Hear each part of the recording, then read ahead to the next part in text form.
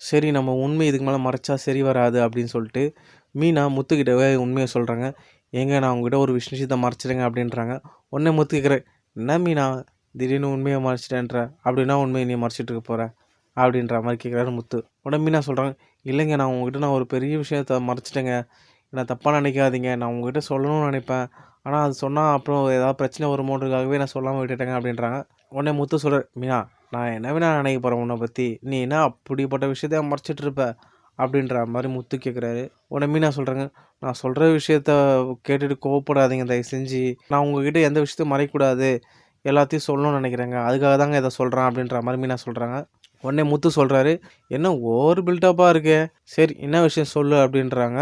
உடனே மீனா சொல்கிறாங்க, ஏங்க இந்த கிறிஷ் இருக்கான்ல, இதுக்கு எதுக்கு மீனா இவ்வளோ இழுத்துட்டு இருக்க, கிறிஷுக்கு என்ன ஆச்சு அப்படின்னு கேட்குறாரு. உடனே மீனா சொல்கிறாங்க, கிறிஷ் வேறு யாரும் இல்லைங்க, ரோகிணியோட பையன் தாங்க கிறிஷ் அப்படின்றாங்க. உடனே முத்து சொல்கிறாரு, என்ன மீனா வளர்ற, கிறிஷ் அடிக்கடி மனோஜ் டாடி டாடின்னு கூப்பிட்றான், அந்த மாதிரி மம்மின்னு கூப்பிடுவான் உங்களுக்கு ரோகிணியை, இதையா இப்போ இவ்வளோ விஷயமா சொல்லிட்டு இருக்க அப்படின்றாங்க. உடனே மீனா சொல்கிறாங்க, ஏங்க உங்களுக்கு எல்லாத்துலேயும் விளையாட்டுங்க, நான் உண்மையாகவே சொல்கிறேங்க, கிறிஷோட அம்மா ரோகிணிங்க, ரோகிணியோட அம்மா யார் தெரியுமா, கிறிஷோட பாட்டி தான் ரோகிணியோட அம்மா அப்படின்ற மாதிரி சொல்கிறாங்க. உடனே முத்து சொல்கிறாரு, என்ன மீனா சொல்கிறேன், எனக்கு ஒன்றுமே புரியலையே, என்ன சொல்கிற அப்படின்ற மாதிரி ஷாக் ஆகி கேட்குறாரு. உடனே மீனா நடந்த எல்லா விஷயத்தையும் சொல்கிறாங்க. கோலத்தான ரோகிணியை பார்த்தது, அதுக்கப்புறம் உண்மை தெரிஞ்சது வெளில சொல்லக்கூடாது மிரட்டினது, எல்லாத்தையும் முத்துக்கிட்ட சொல்கிறாங்க. உடனே முத்து, என்ன மீனா இவ்வளோ விஷயத்த தெரிஞ்சும் மறைச்சிட்டு இருந்திருக்க, அதுக்கு தான் இவ்வளோ நாளாக நீ ஒரு மாதிரி இருந்தியா, இதுக்கு நான் எவ்வளோ வாட்டி நான் உன்னை கேட்டிருக்கேன், இதை போய் மறைச்சி வச்சிருக்க, மீனா நீ சரியான முட்டாள் மீனா, பாடுறாமா பற்றி எல்லாம் தெரிஞ்சு நீ இவ்வளோ நாளாக முட்டாளாக இருந்திருக்கி, பாடுறாமா தம்பினா என்ன வேணா பண்ணோம் சரியா, அதுக்காக போய் இவ்வளோ நாளாக நீ போய் உண்மையை மறைச்சிருந்துருக்க, இந்த விஷயம் எவ்வளோ பெரிய விஷயம் தெரியுமா, ஐயோ இந்த பார்லாமா இவ்வளோ பெரிய ஃப்ராட்தனம்லாம் பண்ணியிருக்கா அப்படின்னு சொல்லிட்டு கதவு ஓடி போய் தட்டுறாரு. உடனே எங்க எங்க இருங்க இருங்க இருங்க அப்படின்னு மீனா சொல்கிறாங்க. உடனே முத்து சொல்கிறேன், மீனா இவ்வளோ நாள் பொறுத்தது போதும், இவ்வளோ நாள் நீ உண்மையை சொல்லாமல் இருந்ததே பெரிய தப்பு, முதல்ல உனக்கு இருக்குது ஃபஸ்ட்டு இரு, முதல்ல வெளில வா அப்படின்னு சொல்லிட்டு மனோஜும் ரோகிணியும் வெளில கூப்பிட்றாரு முத்து. உடனே அண்ணாமலை, விஜயா, ஸ்ருதி, ரவி எல்லாம் வந்துடுறாங்க. என்ன முத்து என்னாச்சு, எதுக்கு இப்படி எழுப்பிட்டு இருக்கா அவங்கள அப்படின்றாரு. உடனே முத்து சொல்கிறாரு, டேய் நம்ம எழுப்புலடா, நம்ம எல்லாரையும் தூக்கத்தை கெடுக்கிற மாதிரி இந்த பார்லாமா ஒரு காரியத்தை பண்ணி வச்சிருக்கடா அப்படின்ற மாதிரி சொல்கிறாரு முத்து. உடனே ரோகிணி ஒன்றுமே புரியல, முத்து என்ன விளாட்றீங்க, திடீர்னு எழுப்பி நான் உங்கள் தூக்கத்தை கெடுத்தேன் அப்படின்னு சொல்கிறீங்க, என்ன நினச்சிட்டு இருக்கீங்க அப்படின்ற மாதிரி கேட்குறாங்க.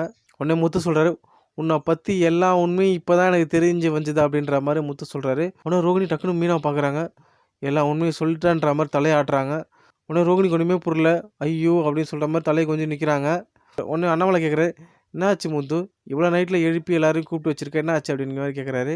உடனே முத்து சொல்கிறாரு, அப்பா உங்களுக்கு இந்த விஷயத்த சொன்னால் என்ன ஆகுனே தெரிலப்பா, கொஞ்சம் நான் சொல்கிறத பொறுமையாக கேளுங்கப்பா, இந்த பார்லாமா இருக்குல்லப்பா, இதுக்கு ஆல்ரெடி கல்யாணம் ஆகிருக்குப்பா, இந்த பார்லாமாவுக்கு ஒரு குழந்த இருக்குப்பா, அந்த குழந்தை தான்ப்பா கிறிஷு, நம்ம வீட்டுக்கு வருவாங்களா ஒரு பாட்டி, அவங்க தான்ப்பா பார்லாமோட அம்மா அப்படின்ற எல்லா விஷயத்தையும் சொல்கிறாரு. உடனே அண்ணாமலை, என்ன மூத்து சொல்கிற, எனக்கு ஒன்றுமே புரியல, ரோகிணி இதெல்லாம் உண்மையாம்மா அப்படின்ற மாதிரி ரோகிணி கேட்குறாரு. உடனே ரோகிணி எதுவுமே பேச முடியாமல் அப்படியே தலையை குனிஞ்சு நிற்கிறாங்க. உடனே இதை பார்த்தவொடனே விஜயா சரியான கோவப்பட்டு போயிட்டு ரோகிணி அடிக்கிறாங்க. ஐயோ உன் பேர் ரோகிணி கிடையாது, பெரிய மோகினி, என் தலையில் வந்து ஆட்டுறியே, இவ்வளோ நாள் நீ போய் சொல்லி படக்காட்சி ஏமாற்றிட்டு தான் நினச்சேன், ஆனால் ஒன்றும் இல்லாதெல்லாம் கூட பரவாயில்ல ஏற்றுக்கிட்டேன், ஆனால் இன்னொரு கல்யாணம் பண்ணிவிட்டு என்னை ஏமாற்றி அது ஒரு பையன் வேற இருக்கான், ஐயோ இவ்வளோத்தையும் நான் என்னை ஏமாற்றிருக்காளே, நான் இவ்வளோ முட்டாளாக இருந்திருக்கனே, ஐயோ வெளியில் யாருக்கா தெரிஞ்சால் என்ன நினைப்பாங்க, என்ன விஜயா 2வது மருமக கல்யாணம் பண்ணிட்டு ஐயோ நான் என்ன பண்ணுவேன், வெளில தலை கட்ட முடியாதே அப்படின்ற மாதிரி விஜயா ஒவ்வொன்று அழகிறாங்க. உடனே ரோகிணி ஆண்டிக்கிட்ட வந்து, ஆண்டி நான் இதெல்லாம் எதுக்காக பண்ணேன் ஆண்டி அப்படின்ற மாதிரி ஆரம்பிக்கிறாங்க. உடனே விஜயா பலாருன்னு வச்சு, எதுக்காக பண்ணியா, பாவி பாவி இவ்வளோ பொய் சொல்லி ஏமாத்திருக்கேடி, கொஞ்சம் கூட குற்ற உணர்ச்சியே இல்லாமல், நீங்களாம் ஒரு பொண்ணாடி, ஒரு குடும்பத்தையும் ஏமாத்திருக்கேடி, நாங்கள் எல்லாரும் முட்டாளாக இருந்திருக்குமே, உன்னை நம்பி நம்பி நம்பி ச்சே அப்படின்ற மாதிரி விஜயா பலான்னு அடிக்கிறாங்க ரோகிணியை. உடனே அண்ணாமலை எதுவுமே பேசலை, ஸ்ருதி ஒழுங்கு எதுவுமே பேசலை, யாருமே ஒன்றுமே பேச முடியல. உடனே மனோஜ் கிட்ட போயிட்டு ரோகிணி கேட்குறாங்க, மனோஜ் உனக்காக தானே மனோஜ் இவ்வளோ வழி நான் தாங்கிட்டேன், தயவு செஞ்சு அடிக்கலாம் சொல்லுங்கள் மனோஜ் அப்படின்ற மாதிரி சொல்கிறாங்க ரோகிணி. உடனே ரோகிணி மனோஜ் கிட்ட போய் கெஞ்சுறாங்க, மனோஜ் உனக்காக தான் மனோஜ் இவ்வளோத்தையும் நான் பண்ணேன், தயவு செஞ்சு என்னை ஏற்றுக்கோ மனோஜ் அப்படின்ற மாதிரி சொல்கிறாங்க.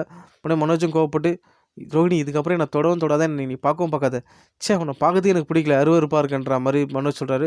உடனே ரோகிணி சொல்கிறாங்க, என்ன மனோஜ் உனக்காக தான் மனோஜ் இவ்வளோ கஷ்டப்பட்டேன், உன்னை எனக்கு ரொம்ப பிடிக்கும் மனோஜ் அப்படின்ற மாதிரி சொல்கிறாங்க.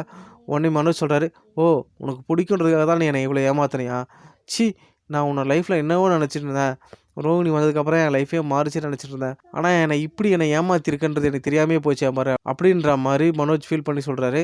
உடனே விஜயா சொல்கிறாங்க, இங்கே பாரு என் பையனை தேம்பி தேம்பி அழுகிற அளவுக்கு கலங்க வச்சிட்டியே, என் பையனை நான் எப்படிலாம் வளர்த்தேன் அப்படின்ற மாதிரி ரோகிணியை பிடிச்சி விஜயா திரும்பவும் அடிக்கிறாங்க. உடனே ரோகிணி சொல்கிறாங்க, ஆண்டி ஆண்டி நான் சொல்கிறது தயவு செஞ்சு யாராவது இந்த வீட்டில் கேளுங்க அப்படின்றாங்க. ஏய், இதுக்கப்புறம் நீ ஒரு வார்த்தை கூட பேசக்கூடாது. எவ்வளோ பொய், எவ்வளோ பித்தலாட்டம், ச்சீ முன்னெல்லாம் ஒரு பொண்ணுன்னு சொல்கிறதுக்கு எனக்கு பிடிக்கவே இல்லை அப்படின்ற மாதிரி ரோகிணியை பிடிச்சி விஜயா தள்ளி விட்றாங்க வெளியில். உடனே கிறிஷ், பாட்டி பாட்டி எதுக்காண்டி எங்கள் அம்மாவை தள்ளுறீங்க அப்படின்ற மாதிரி கேட்குறான். உடனே விஜயா சொல்கிறாங்க, ஏய் உனக்கு ஆயாவா, உங்கள் அம்மா வச்சுக்கிற வேலைக்கு வேறு யாராவது என்ன வேணா பண்ணியிருப்பாங்க.